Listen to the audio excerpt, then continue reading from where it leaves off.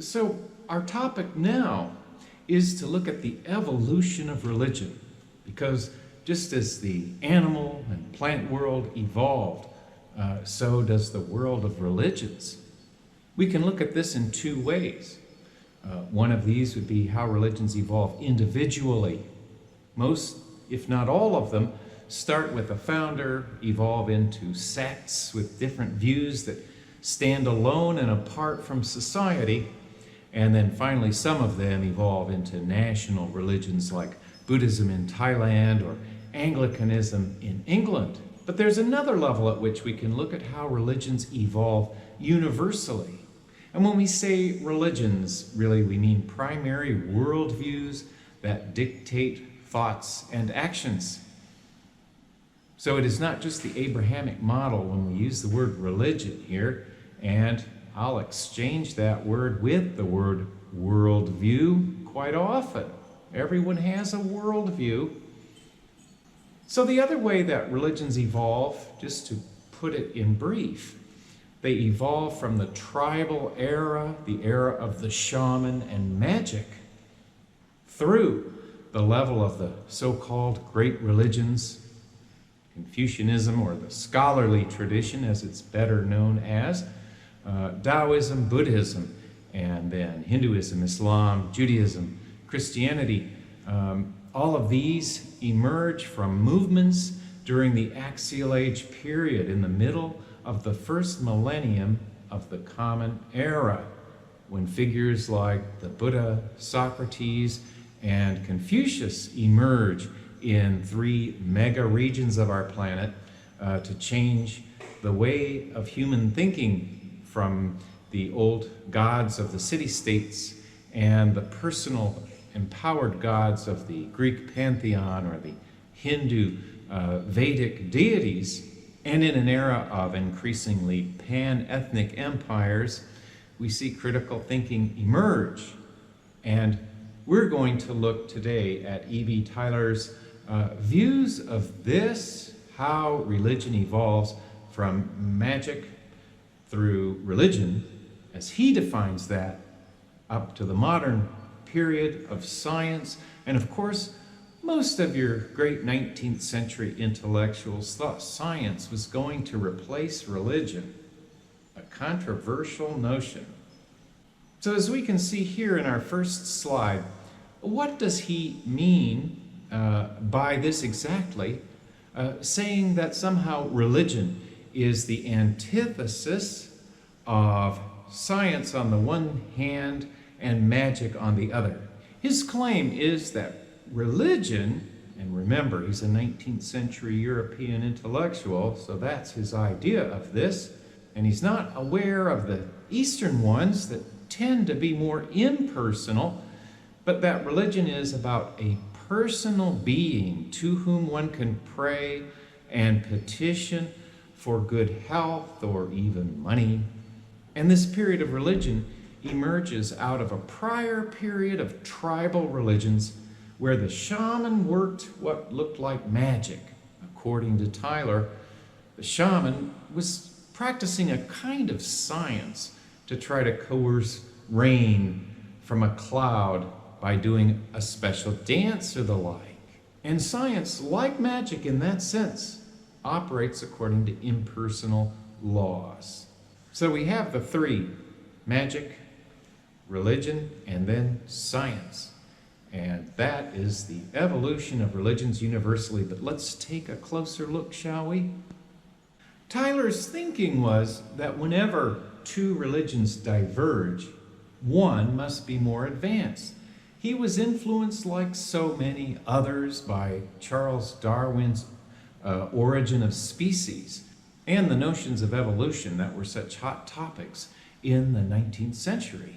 Upon becoming aware of Darwin's work, then it was clear to Tylor that religions must also evolve in a similar manner, and sure enough, the evolutionary tree of religions looks remarkably like the tree of life we see outlining the evolution of life through fish and animals up to human beings and the like. So when two religions diverge, one must be the evolutionary, more fit one. He thought all humans shared a unitary consciousness with all others, and thus opposed the racism so rampant also among the European intellectuals of the late 19th century. But religion's worldviews, they don't advance at the same pace, and this gives rise to his notion of survivals or remnants of traditions that survive from the past, just as we can see remnants of tribal religions today still practicing what he thought of as magic. So how did it all begin, this religion? His thinking was that perhaps, well, the ancients certainly could see their living friend. Then when that friend dies, something has exited the body. What is it that exits the body but some kind of spirit? If you impart some kind of spirit to human beings, then it's just a skip and a jump to posit a similar spirit for a tree, let's say, for example. And one single tree spirit then can evolve into a forest goddess. From a forest goddess, then it's another evolutionary leap to conceive of a god of the universe, and to believe that spirits can be found in inanimate objects. The whole world for those ancients was filled with life, and ghosts exist, and spirits of the ancestors are still with you. So this earliest period, Tyler refers to as the Savage Age. Of course, in the late 19th century, there were superstitions about the ancients that now we know are not so true, that they were not savages. They were remarkably like us, in fact. And so, of course, it's good to keep in mind as we discuss Tyler or any of our great philosophical thinkers of the late 19th century, that they were certainly products of their age. But at any rate, this was the Savage Age, and after this evolved the Barbaric Age, which Tyler refers to with the Greek example. Of course, here we have the ancient city-states, and then deities and spirits begin to mirror the cities. They are patterned on the structure of cities, with Zeus as the mayor, Ares as the Department of Defense, Athena and Apollo running education, Hephaestus runs industry, and you get the idea. So the Savage Age, the Barbaric Age, and then the Age of Religion. So here you can see this rather fascinating slide illustrates his point. These periods in orange that you can see here are what he would call the barbaric stage of the evolution of worldviews or religions. And then you can see demarcated here the Axial Age, that age of pan-ethnic empires, where around the planet mysteriously we see these figures emerge to challenge the old barbaric religions. And then in green here, we see the world of religion, as Tyler styles it. Religion then dominates the scene until the age of science. And then on this chart, you can see indicated those worldviews that are products of that religious age. And that leads us into the thought of James George Frazer, the author of the famous Golden Bough, and also a student of Tyler's. Frazer thought that magic was more scientific than Tyler did.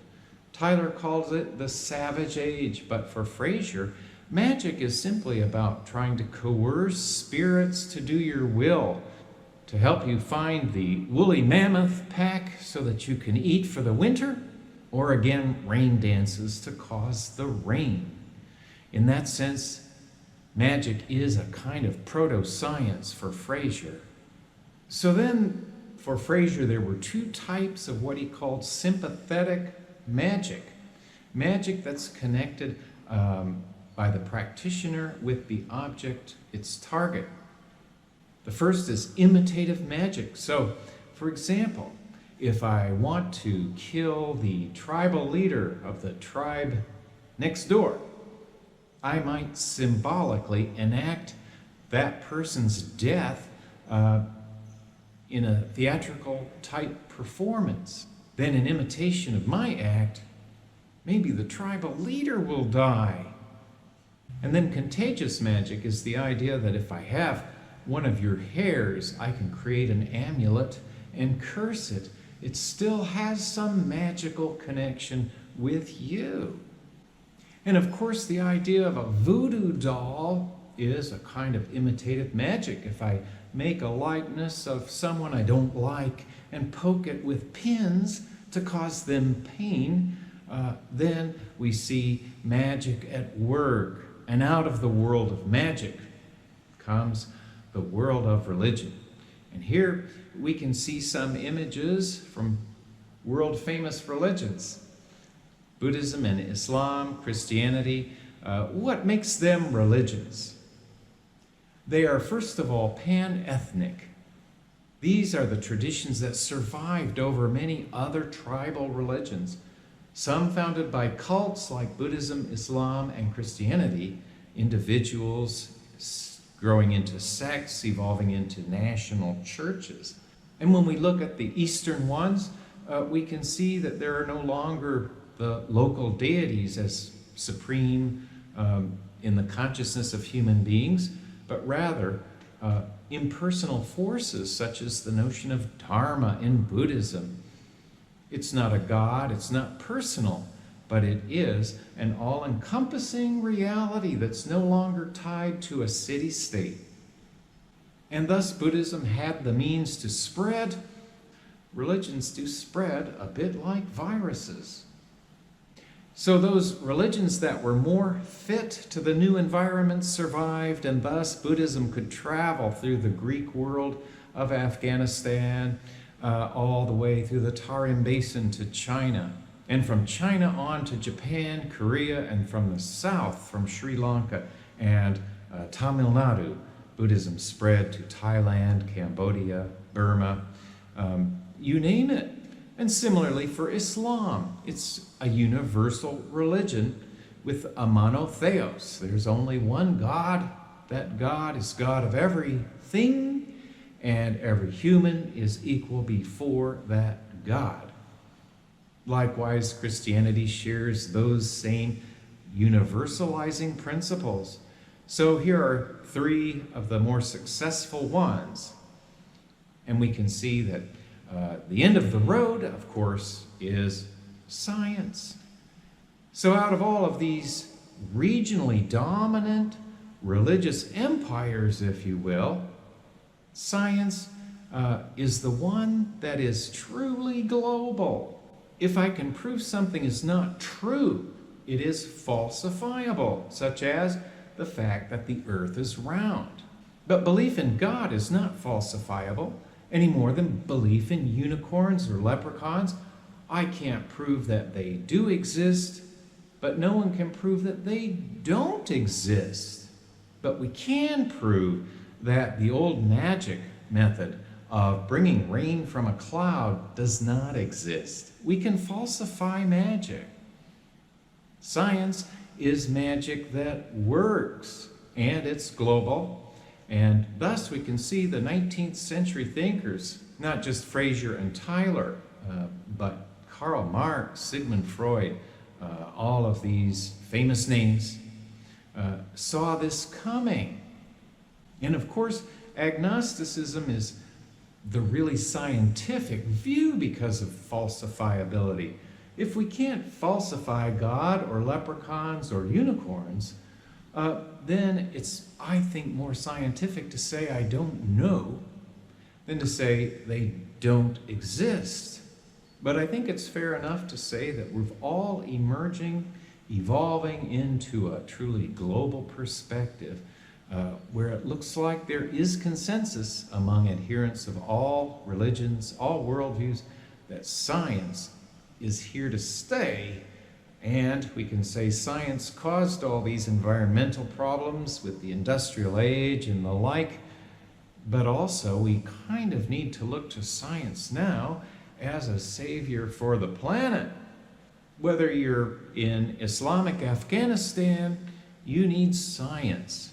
Or whether you're a televangelist in America, you need science to broadcast that. Likewise, monks in Thailand use cell phones. So science cuts across all those traditional mega-regional boundaries. And we could really kind of say that science is magic that works.